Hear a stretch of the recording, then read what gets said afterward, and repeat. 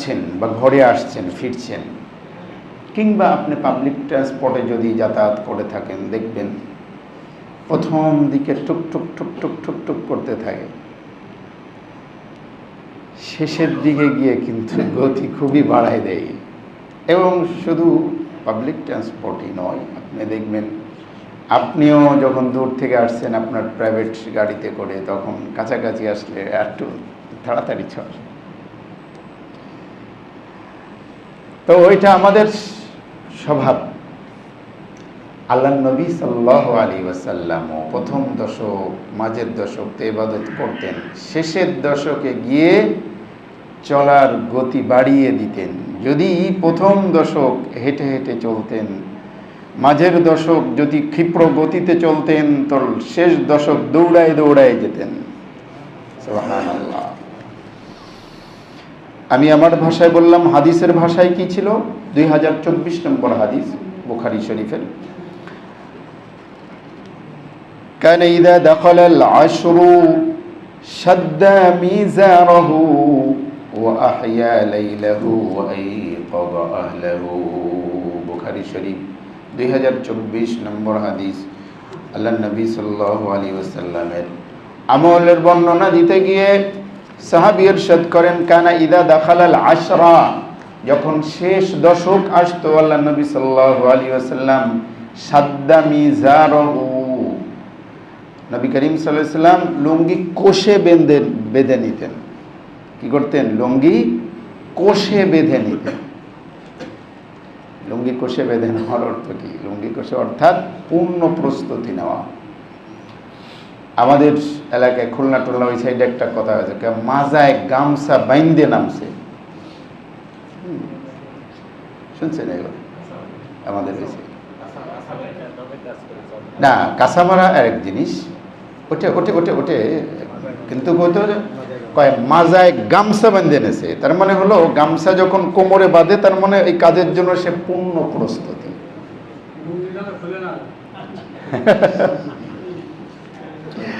হ্যাঁ, কোনো কাজ করতে গেলে যদি ডিস্টার্ব হয় তাহলে সমস্যা নাই, এই জন্য মাজায় গামছা বেঁধে। তো এটা হলো এক এক জায়গার এক এক পরিভাষা। হাদিসের পরিভাষা শাদ্দা মিজারাহু, লুঙ্গি ভালো করে কোষে বেঁধে নেওয়া। ওয়াজাদ্দা, পরের শব্দে অবশ্যই ব্যাখ্যা বোঝা যায়, এবং অনেক বেশি চেষ্টা করতেন। ওয়া আহইয়া লাইলাহু, সারা রাত জাগতেন। ওয়া আইকাযা আহলাহু, পরিবারকে জাগাতেন। এই হলো শাদ্দা মিজারের কি অর্থ, যেটা পরের সেন্টেন্সে বাক্যে ব্যাখ্যা দেওয়া হয়েছে। তো প্রিয় হাজিরিন, তো আমরাও এই লাস্টের 10 দিনে যারা লুঙ্গি পরেন তারা লুঙ্গি ভালো মতো বাঁধবেন, যারা পায়জামা পরেন তারা পায়জামা ভালো মতো বেঁধে নেবেন, নাকি যারা প্যান্ট পরেন প্যান্ট ভালো মতো বেঁধে নিন। আল্লাহু আকবার। প্রিয় হাজিরিন, হাদিসের মধ্যে আসছে, আমি বললে দোষ নেই, শাদ্দা মিজারাহু। প্রিয় হাজিরিন, কত সুন্দর সুন্দর, মানে আপনি দেখবেন হাদিসের অনেক কত সুন্দর সুন্দর সাহিত্য। এবং আল্লাহ নবী সাল্লাল্লাহু আলাইহি ওয়াসাল্লাম অনেক সময় এমনি ইচ্ছা করে না, মানে দোয়া করতে গিয়ে সাজা অর্থাৎ সুন্দর কাব্যিকভাবেও অনেক কথা বলতেন। আল্লাহুম্মা মুনজিলাল কিতাব সারিয়াল হিসাব আহজিমিল আহজাব, এই যে মিলাই কিন্তু ইচ্ছা করে মিলাতেন না, অটোমেটিক। তো আল্লাহ নবী সাল্লাল্লাহু আলাইহি ওয়াসাল্লামের পুরো হাদিস আপনি করলে দেখবেন যে এটা সাহিত্যেতে ভরপুর, উঁচু মানের সাহিত্য।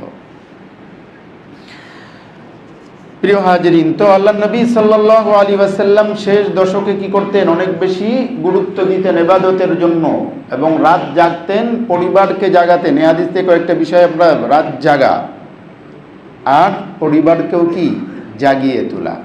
সাধারণত আল্লাহ নবী সাল্লাল্লাহু আলাইহি ওয়াসাল্লাম নফল ইবাদত করতেন একা একা। কি বললাম? এমনভাবে নফল ইবাদত করতেন যে ওনার পাশে যিনি শুয়ে আছেন ওনার সহধর্মিণী, উনিও টের পাইতেন না। তো এই জন্য নফল ইবাদতের ক্ষেত্রে নিয়ম হলো এটাই, যে আপনি ইবাদত করবেন, আরেকজন পাশের মানুষ যেন কি না পায়, টের না পায়। এমনকি আপনার সহধর্মিণী উনিও যেন টের না পায়। কেন? আপনি হয়তো উনি সারাদিন খাটাখাটনি করেছেন, তার পরিশ্রম ঘরে যারা থাকে একটু বেশি হয় অনেক সময়, তো তারও কিছু বিশ্রামের দরকার। আপনি ঠিক আছে, আপনি মনে চাইছে রাত 3টের সময় উঠে গেলেন, তো তাকেও যে উঠাবেন জরুরি না, তার বিশ্রামের দরকার আছে। সেদিকে আল্লাহ নবী সাল্লাল্লাহু আলাইহি ওয়াসাল্লাম এবং সালফে সালিহিনও কী করতেন না, রাত দুপুরে জাগাই দিতেন না, নিজে জাগতেন। কিন্তু শেষ দশকে এসে আল্লাহ নবী সাল্লাল্লাহু আলাইহি ওয়াসাল্লাম ওনাদেরকেও কিন্তু কি করতেন, জাগিয়ে দিতেন। ঠিক আছে, এই জন্য রমজানের শেষ দশক একান্ত বান্দার আর রবের আর বান্দার একান্ত সম্পর্ক স্থাপন করার সময়, ঠিক না? হ্যাঁ, নাকি শেষ দশক কি শপিংয়ের দশক নাকি? হ্যাঁ, ট্রান্সপোর্টের, এটা তো যারা ব্যবসায়িক তাদের জন্য। আল্লাহু আকবার। প্রিয় হাজিরিন, তো শেষ দশক বান্দার মাঝে আর আল্লাহর মাঝে নিবিড়ভাবে সম্পর্ক স্থাপন করার, সম্পর্ক গাড়ার এই সুবর্ণ সুযোগ। কাজেই এই সুবর্ণ সুযোগটাকে আমরা কাজে লাগাই। আল্লাহ তৌফিক দান করুন, বলুন আমিন। রমজানের শেষ দশকে কি কি করতে পারি? একটা বললাম যে প্রস্তুতিটা একটু ভালো হওয়া চাই, নিজে জাগরণ করা চাই, পরিবারের সদস্যদেরকে প্রয়োজনে জাগিয়ে তোলা উচিত, সম্মতি নিয়ে আর কি, তাই না? সম্মতি ছাড়া জাগাজাগি করলে অনেক সময় সমস্যা হতে পারে।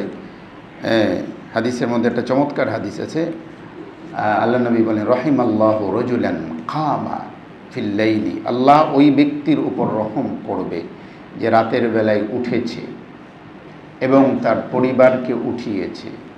উঠতে চায় না, চোখে হালকা পানি ছিটাই দিয়েছে। সুবহানাল্লাহ, পানি ছিটানোর কথা আসছে।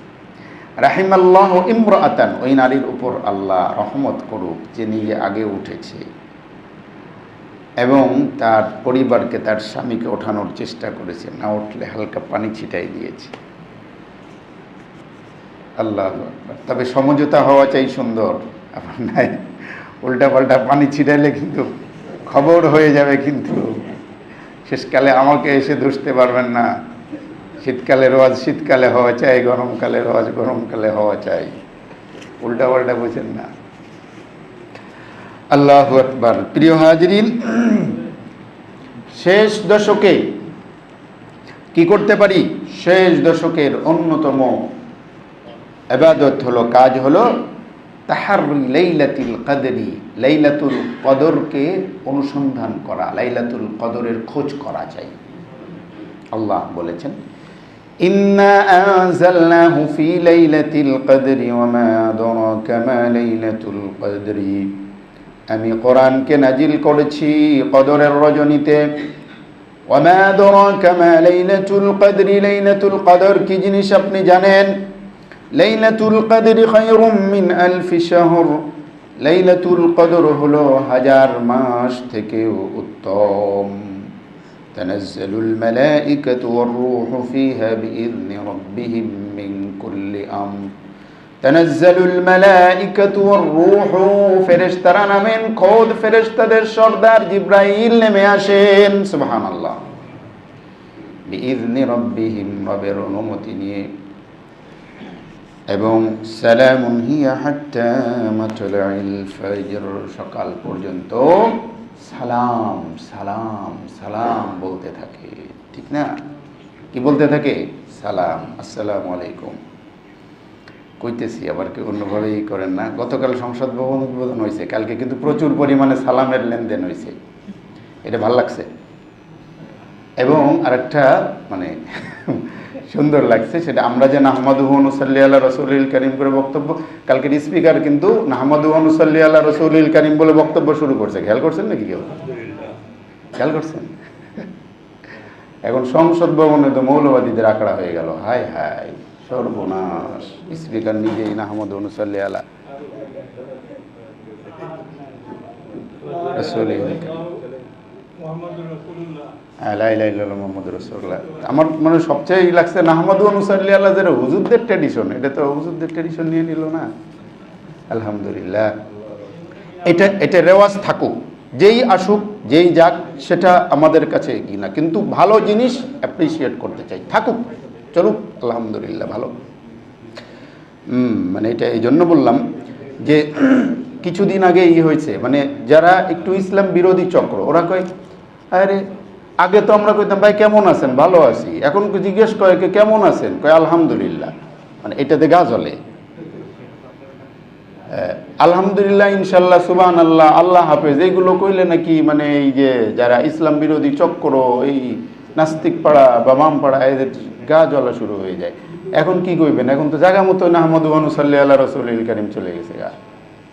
আল্লাহ আমাদের সবাইকে কবুল করে ছেড়ে। প্রিয় হাজিরিন, তো তাহাররাউ লাইলাতাল কদরি ফিল বিতরি মিনাল আশরিল আওয়াখির মিন রমাদান। প্রিয় হাজিরিন, রমজানের শেষ দশকে আমরা লাইলাতুল কদর খোঁজ করব। আল্লাহ রাব্বুল ইজ্জতুল জালাল বলেন সালামুন হিয়া হাত্তা মাতলাইল ফজর। সালাম সকাল পর্যন্ত, কি পর্যন্ত? সকাল পর্যন্ত সালাম।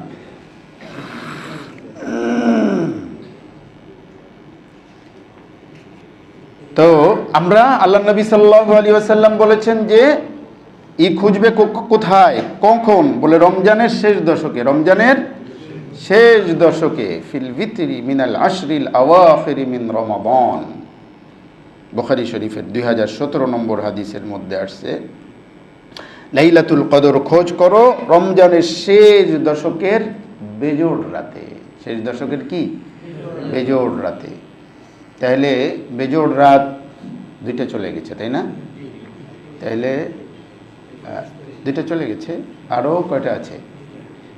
3টা আছে। তবে জোড় রাতগুলাতেও কিন্তু খোঁজা উচিত। বেজোড় মানে কিন্তু জোড়ও খোঁজা উচিত। কেন? মানে লাইলাতুল কদর সম্পর্কে একটা মানে এলমি কথা বা এলমি পর্যালোচনা বা তাত্ত্বিক বিষয়। আল্লাহ নবী সাল্লাল্লাহু আলাইহি ওয়াসাল্লামের যে শবে কদর নিয়ে যে হাদিসগুলো আছে, বেশ কয়েক ধরনের হাদিস আছে।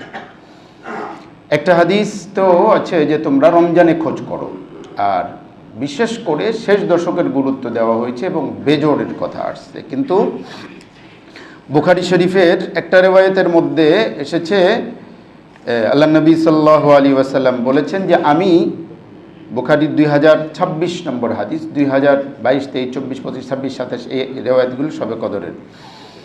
তো আল্লাহ নবী সাল্লাল্লাহু আলাইহি ওয়াসাল্লাম বললেন যে আমি বের হয়েছি শবে কদরের ঈদিতে বের হয়েছি, আল্লাহ আমাকে জানিয়েছেন আমি তোমাদেরকে বলবো।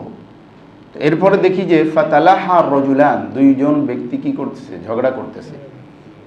2জন ব্যক্তি কি করতেছে? ঝগড়া করছে। ফাতালাহা রজুলান, 2 ব্যক্তি ঝগড়া করে। ওদের ঝগড়া দেখতে দেখতে আমি ভুলে গেছি। আর এরপরে আমার আর স্মৃতিতে নেই, আল্লাহই ভুলে দিয়েছেন। তবে এতটুকু মনে আছে, সেটা রমজানের শেষ দশক। ফালতামিসুহা ফিস-সাবিআতি ফিত-তাসিআতি ওয়াস-সাবিআতি ওয়াল-খামিসা। তোমরা এটা খোঁজ করো কতই? ফিত-তাসিআতি ওয়াস-সাবিআতি ওয়াল-খামিসাতি, নবম, সপ্তম এবং পঞ্চম। নবম, সপ্তম এবং পঞ্চম এই রাতগুলোতে খোঁজো। মানে শেষ দশকের। তাহলে শেষ দশকের নবম, সপ্তম এবং পঞ্চম। স্বাভাবিক দৃষ্টিতে আমাদের মনে হয় যে এটার অর্থ হলো 25, 27 আর কি 29। এই হিসেবে কিন্তু আসল ইয়েগুলো এখনো বাকি রয়ে গিয়েছে। তবে অন্য আরেকটা হাদিস বুখারী শরীফের 2016 নম্বর হাদিসের মধ্যে, সেখানে কিন্তু কথাটা এমন আসছে ফি সাবিআতিন তাবকা ওয়াফি তাসিআতিন তাবকা ওয়াফি খামিসাতিন তাবকা। তো এটার আবার অর্থ ভিন্ন। অর্থাৎ আরবরা তো আরবদের মতো করে গুনতেন, ঠিক না? আরবরা কিন্তু সংখ্যার মধ্যে 1কে ধরতেন না, মানে তাদের কাউন্ট হতো 2-এর থেকে। যাই হোক, ওটা নিয়ে আমি এখন বিশ্লেষণ করতেছি না। তো এর অর্থ হলো ফি তাসিআতিন তাবকা, নবম দিন বাকি আছে, ওই রাতে খোঁজো। এটা আবার একটু অন্যরকম হয়ে গেল না?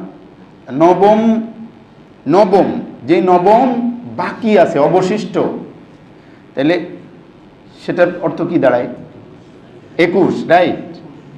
21, হ্যাঁ, বাকি অবশিষ্ট। তাহলে অফি সাবিআতিন তাবকা, সাবিআতিন তাবকা মানে সপ্তম বাকি আছে 7, তাহলে 23।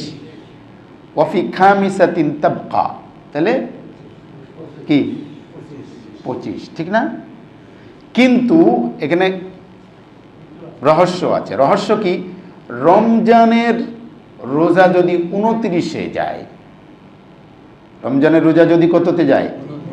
29-এ যায়, তাহলে ধরেন 7 দিন বাকি আছে, তখন কত হয়? 22। লেখাপড়া মানুষ তো এই জন্য দ্রুত ধরতে পারতেছেন, এই জন্য বললাম 5 দিন বাকি আছে, তার মানে 24 না?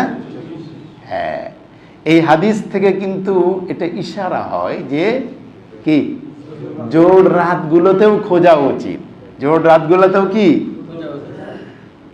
বুঝে আসছে? এ কথা কি আগে বলছি নাকি? আচ্ছা, সব কই দিলে সামনে কি কমো, এগুলো থাক না। শুনেন, কবি শেখ সাদি বলেছেন রহমতুল্লাহ আলাই, এক উস্তাদ, কুস্তির উস্তাদ, এটা গুলিস্তার মধ্যে আসছে, 360টি তার কৌশল জানা ছিল। তো শিষ্যরে 359টা শিখাইছে, একটা শিখাই নেই। কিন্তু সে বলে নাই যে একটা তোরে শিখাই নেই, শিখে এখন শিষ্য খুব বাইরে যায়, বাহাদুরি করে। তো শিষ্য একবার ঘোষণা দিচ্ছে যে আমি যা শিখছি এখন উস্তাদ যদি আমার লগে লাগে, উস্তাদও পারবো না। এ কথা উস্তাদের কানে পর্যন্ত গেছে।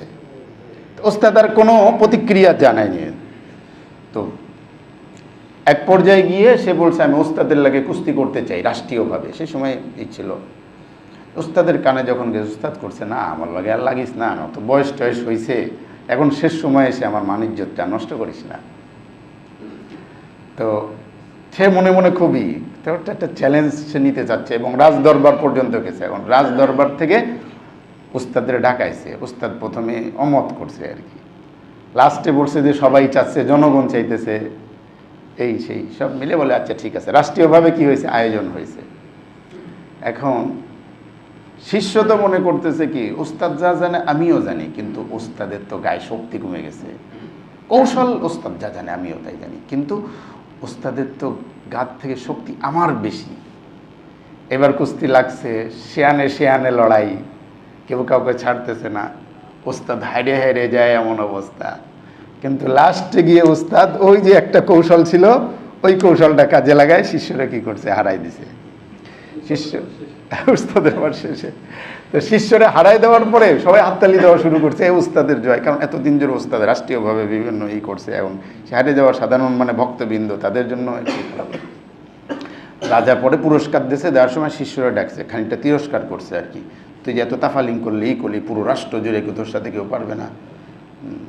তো আর কি বলবে তিরস্কার। পরে যখন ইটি বেরোয় গেছে, উস্তাদ সাগরেদ যখন মুসাফাকুল্লা করলে কানে কানে বলছে, ওস্তাদ আপনি তো আমার এই কৌশলটা শিখান নাই, বলছে এই কৌশলটা যদি শিখাইতাম তাহলে তো তোর কাছে আমার লাঞ্ছিত হইতে হতো, তুই কি চাস আমি লাঞ্ছিত হই?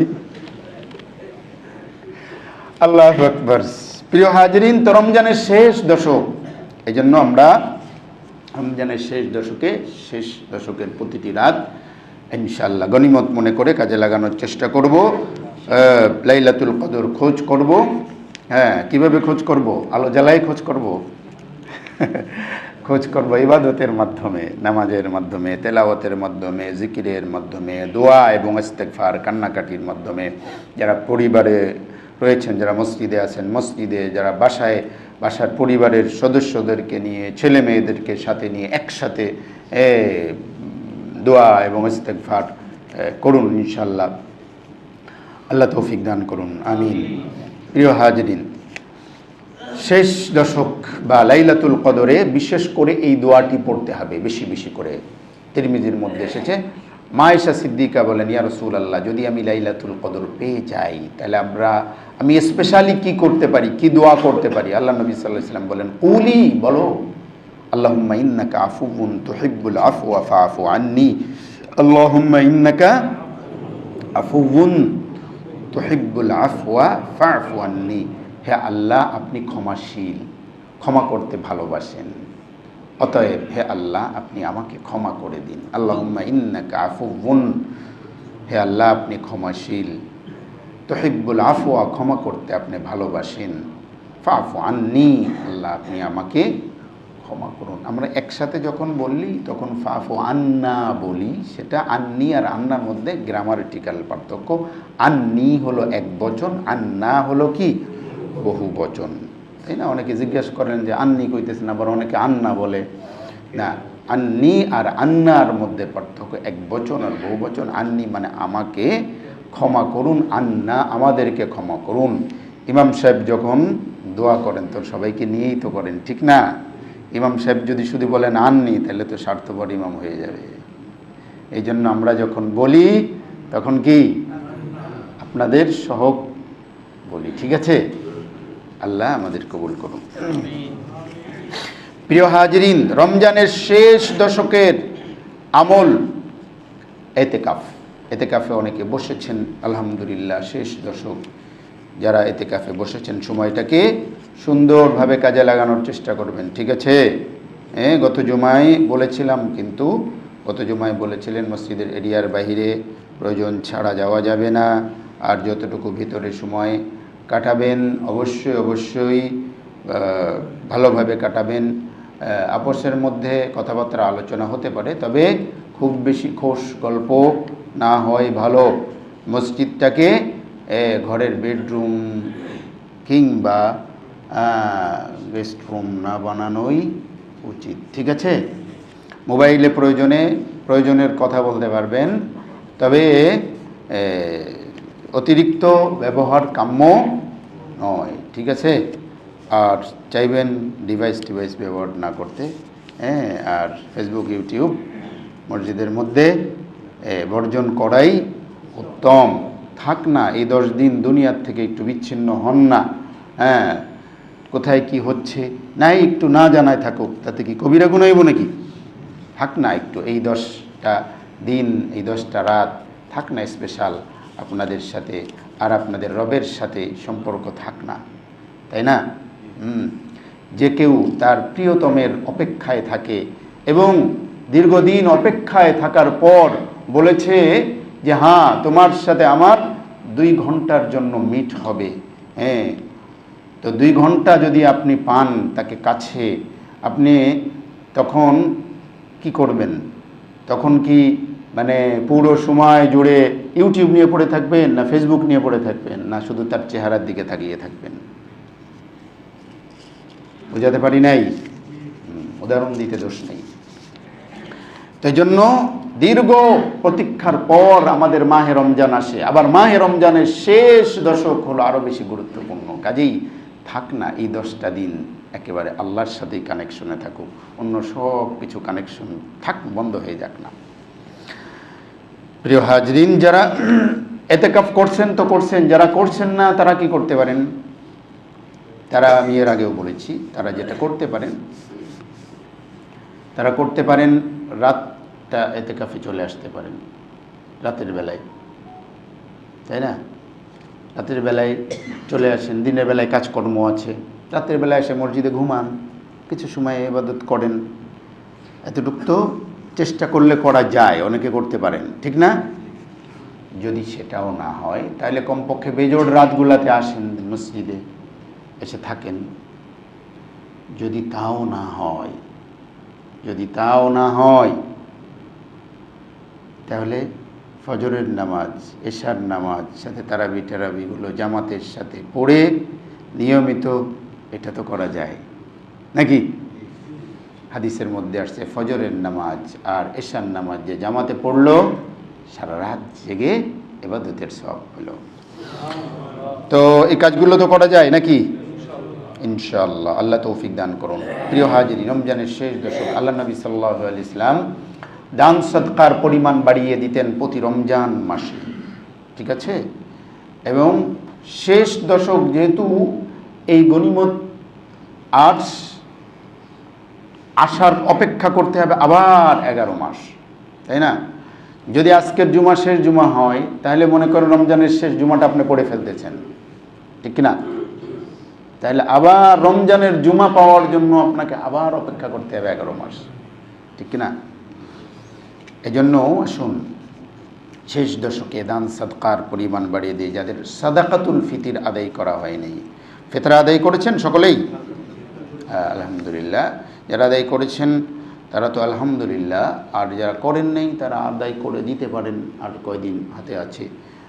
আল্লাহ নবী সাল্লাল্লাহু আলাইহি ওয়াসাল্লাম বলেছেন সাদাকাতুল ফিতির বা ফিতরা এই জন্য তুহরাতান লিসিয়াম আনিল লাগবি ওয়ার রাফসি ওয়া তু'মাতান লিল মাসাকিন। দুটো উদ্দেশ্যে সাদাকাতুল ফিতির। একটা হলো এই যে রোজা আমরা রাখতে গিয়ে কিছু ত্রুটি বিচ্যুত হয়ে যায় না, এই রোজার কাফফারা স্বরূপ হলো কি সাদাকাতুল ফিতির, মানে ভুল ত্রুটির মানে এই স্বরূপ কাফফারা স্বরূপ। ওয়া তু'মাতান লিল মাসাকিন, মিসকিনদেরকে অভাবী মানুষদেরকে তাদের রুজি বা খাবারের ব্যবস্থা করা, তারাও যেন ঈদের দিন বা ঈদের সময়টা একটু ভালো মতো উদযাপন করতে পারে, সেজন্য তাদের সহযোগিতা। দুটো উদ্দেশ্য। তাহলে সেক্ষেত্রে ঈদের আগেই পরিশোধ করে দেওয়া ভালো, ঠিক আছে? ঈদের আগেই কি পরিশোধ করে দেওয়া ভালো। তো ফিতরা এবার হ্যাঁ বলছি, ফিতরা কত করে দিব এটা একটা মাসআলা। আবার ইখতিলাফ হয় রমজানের শেষ দশকে ফিতরা কি খাদ্য দিয়ে দেব নাকি আবার টাকা দিয়ে দেব। ভাই এগুলো ইখতিলাফ করেন না তো এখন।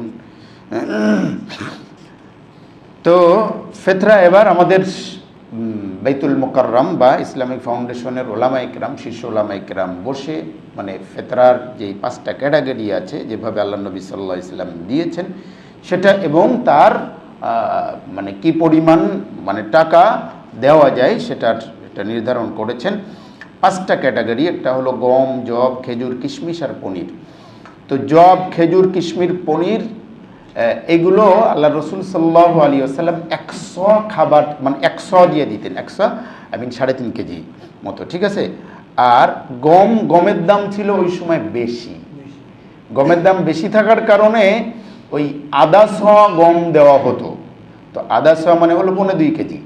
তো ওই সময়ের বাজার অনুযায়ী আধা শ গম সমান 100 খেজুর। 3.5 কেজি খেজুরের দাম সমান ছিল 2.5 কেজি গমের দাম।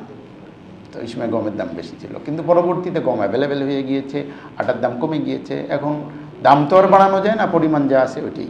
তো সেই হিসেবে গমের হিসাব বা আটার হিসাবে 110 টাকা ওনারা নির্ধারণ করেছেন, বা জবের হিসাবে জব 3.5 কেজি 595 টাকা। খেজুরের হিসাব দিয়েছেন ওরা 2475 টাকা। কিশমিশের হিসাব দিয়েছেন 2640 টাকা এবং পনিরের হিসাব দিয়েছেন 2805 টাকা, ঠিক আছে? তো আপনারা চাইলে যে কোনো একটা ক্যাটাগরিতে আদায় করতে পারবেন। কায়ুক যদি চায় যে না আমি 3.5 কেজি খেজুরেই দেব, দেন সমস্যা নেই। কেউ যদি বলে আমি 3.5 কেজি পনির দেবো, দেন। কেউ বলেন 3.5 কেজি কিশমিশ আমি কাউকে দিয়ে দেবো, দেন, সমস্যা নেই। জব দিতে চান দেন, কোনো আপত্তি নেই। তবে বর্তমান সময়কার স্কলাররা বলেছেন টাকা দিয়ে দিলে ভালো হয়। টাকা দিয়ে দিলে কি হয়? ভালো হয়, মানুষ তার মানে পছন্দ মতো নিতে পারে। ইভেন সৌদি আরবের ওলামায়ে কেরাম বিগত সময়গুলোতে যারা তাদের অবস্থানে কড়া ছিলেন যে না খাদ্যদ্রব্যই দিতে হবে, ওনারাও তাদের অবস্থান থেকে সরে আসছেন। গত 5-7 বছর ধরে তারা তাদের অবস্থান থেকে সরে আসছে। হ্যাঁ রাইট, সরে আসছে। তারা বলছেন যে টাকা দিয়েই দাও, কারণ ওখানে কিটা গম নেবে, কিটা জব নেবে, সবাই তো গম জব দেয় আর কি। তো ঠিক আছে ইনশাল্লাহ।